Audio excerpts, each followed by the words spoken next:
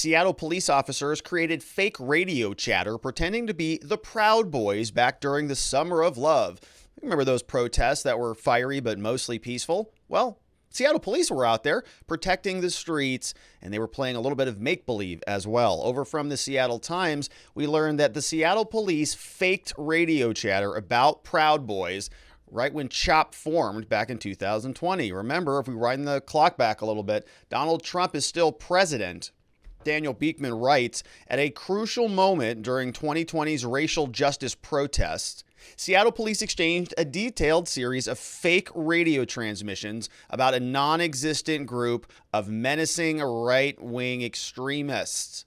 The radio chatter about members of the Proud Boys marching around downtown Seattle, some possibly carrying boom boom sticks, and then heading to confront protesters on Capitol Hill was an improper ruse or a dishonest ploy that exacerbated a volatile situation. That's according to new findings released Wednesday by the Office of Police Accountability. So we're going to take a look at this report. We have several different slides, clippings from the report. We're going to ask ourselves, why did this happen? And then ask ourselves, of course, is anything going to result in terms of consequences for the people that were carrying on this improper ruse or this dishonest ploy, according to the government's own oversight committee? But before we do, let's get some more context. Seattle Times tells us the ruse happened on the night of June 8th, 2020, hours after police department had abandoned its East Precinct on Capitol Hill.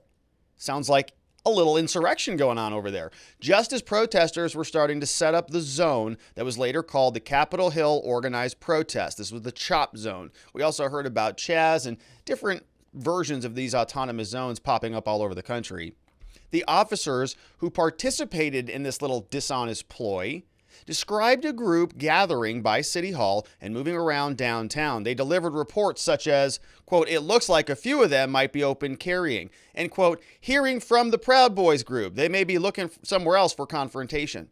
The author writes, the Proud Boys ruse was deployed at an incredibly tense moment. The murder of George Floyd had sparked more than a week of large-scale protest in Seattle, police barricading streets around the East Precinct, deploying tear gas. Later in June, 2 fatal shootings occurred in the CHOP zone, people dying literally as a result of this lawlessness.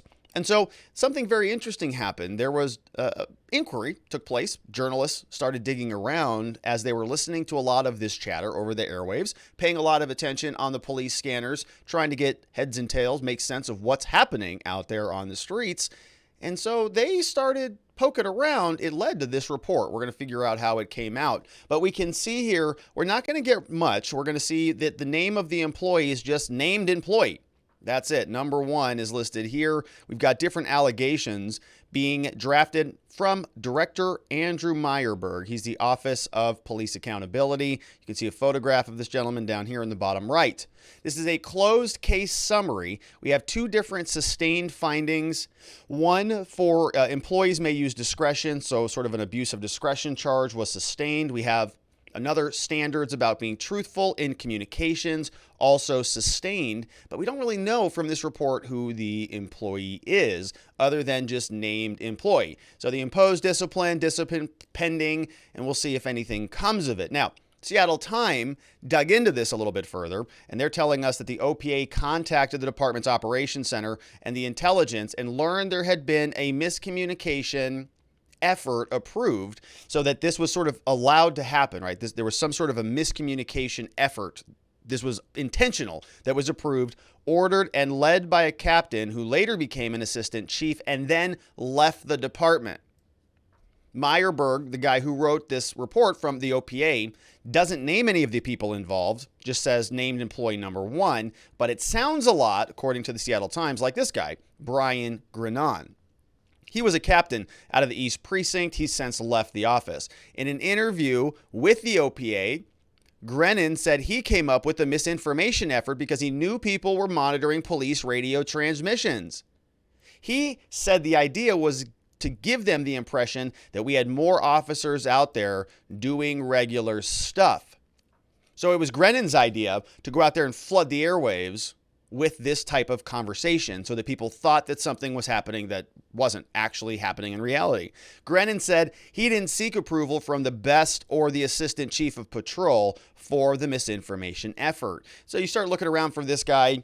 Somebody here on Twitter posted this. Chief Carmen Best, retired, blue check mark approved, says it's an honor to stand with Seattle PD Department Captain Brian Grennan as he's promoted to Brigadier General in the National Guard. I'm honored for his history of service. And so she's taking a photograph. Obviously, you can see here Seattle Police. So presumably this is Mr. Grennan. And so Mr. Grennan, if this is what the Seattle Times is telling us happened here, executive summary written by Myerberg says it was alleged that Grennan, or named employee 1, may have overseen the inappropriate use of a ruse during the 2020 protests. Other employees were involved in this. We got named employee number 2. We've got named employees 3 and 6. They also violated policy by participating in the ruse.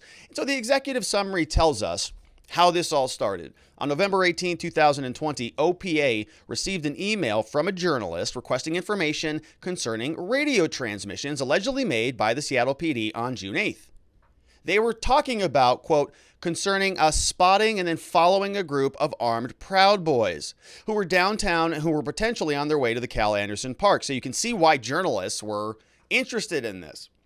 Whoa, the police were talking about on their radio program that they have Proud Boys roaming around Seattle streets. We better go take a look at that. So they send a letter in there. Hey, we want information about this. Journalist stated the following. It says, quote, you might recall on June 8th, this was the day that SPD vacated the East Precinct. You guys abandoned ship over there. There was radio chatter that the Proud Boys were going over to Capitol Hill and that the protesters began building barricades and arming themselves. Journalists provided a screenshot of the Seattle Times article that referenced the rumored appearance of the Proud Boys that never materialized. Journalists lastly provided audio recordings of the alleged transmissions to the OPA. So they had the recordings. All of this is being bandied about on the radio waves, but nobody sees it happening on the ground.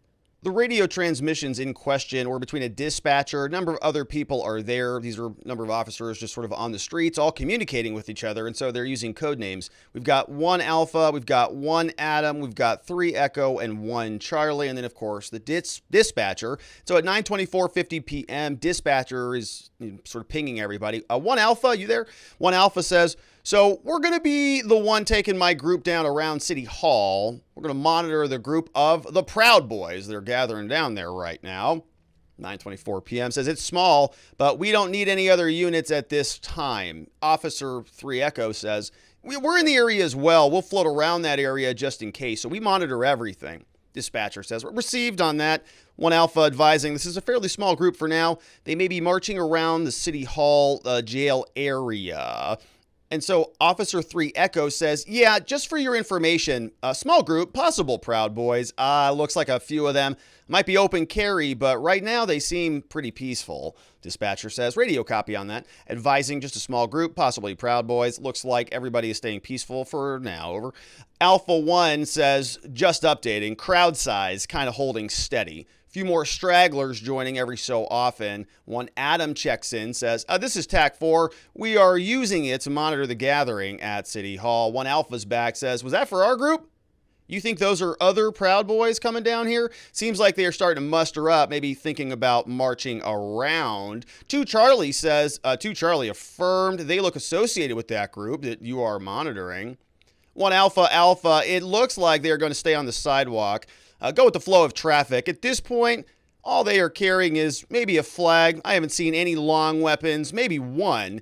Carrying one, maybe sidearm on a holster. This is all make-believe. This is not happening.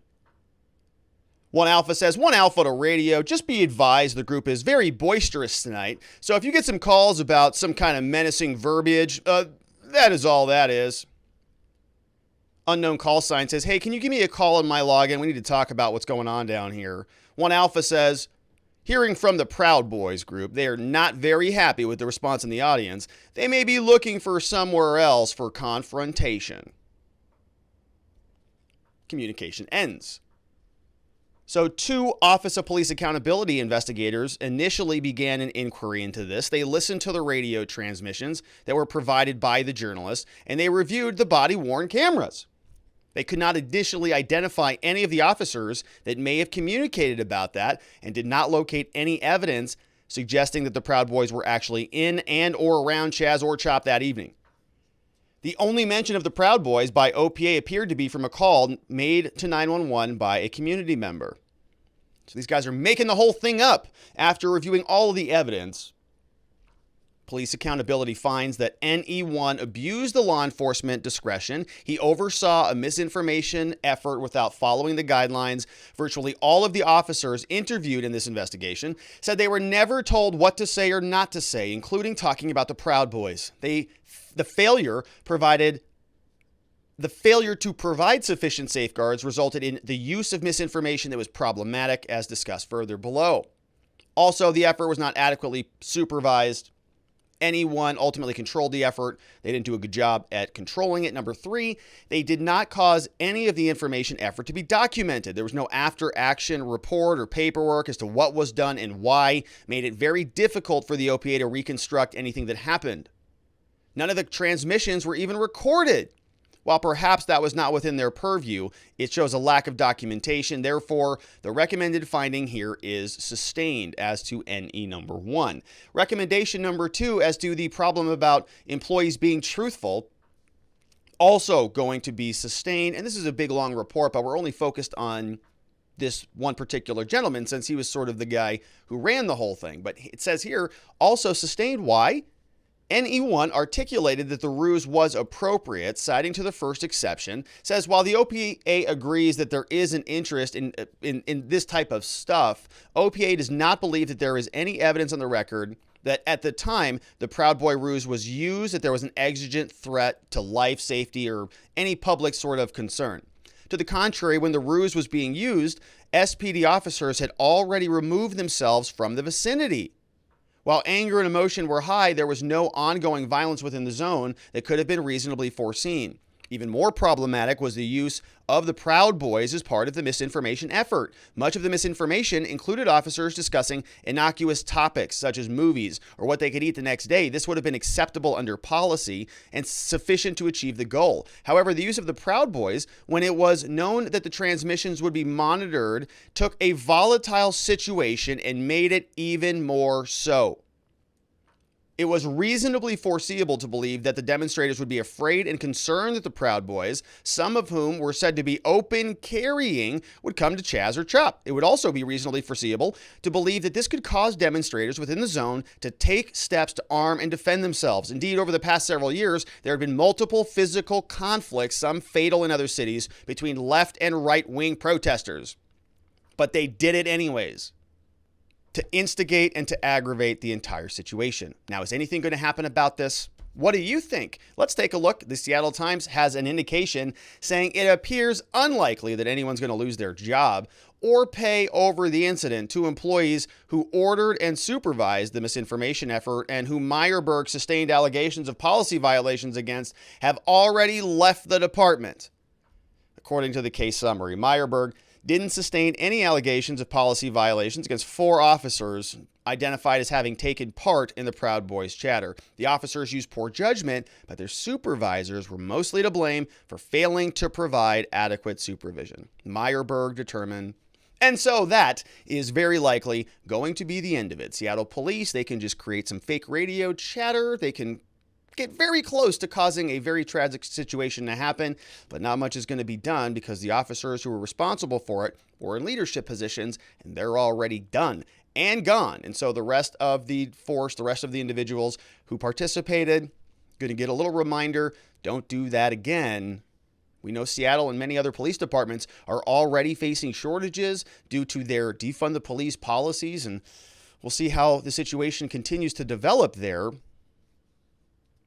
And I'd like to see what you have to say about it. Let me know. Leave your thoughts down in the comments below. Are you okay with more and more police agencies and different departments, including the FBI, continuing to concoct schemes to implicate the Proud Boys and other groups that have nothing to do with anything?